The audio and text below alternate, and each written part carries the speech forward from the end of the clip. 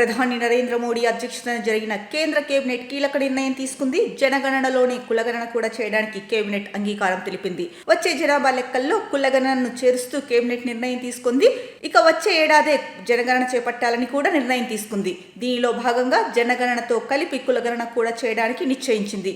2019లోనే జనగణన చేయాల్సి ఉన్నప్పటికీ కరోనా కారణంగా అప్పుడు ముందడుగు పడలేదు.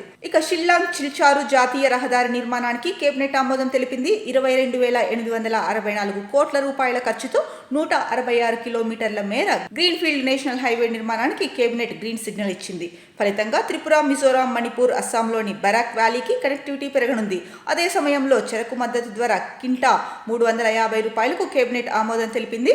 కేబినెట్ భేటీ అనంతరం మంత్రిమండలి నిర్ణయాలను కేంద్ర మంత్రి అశ్విని వైష్ణవ్ వెల్లడించారు. అయితే ఈ రోజు జరిగిన కేంద్ర కేబినెట్ భేటీలో పెహల్గాం ఉగ్రదాడి ఘటనకు సంబంధించి కేబినెట్ నిర్ణయం తీసుకునే అవకాశం ఉందని అంతా భావించారు. అయితే నేటి భేటీలో ఆ ఉగ్రదాడి ఘటనకు సంబంధించి ఎటువంటి చర్చ లేకుండా భేటీ ముగిసింది. దీనిపై కేంద్ర మంత్రి అశ్విని వైష్ణవ్ ఎటువంటి ప్రకటన చేయలేదు.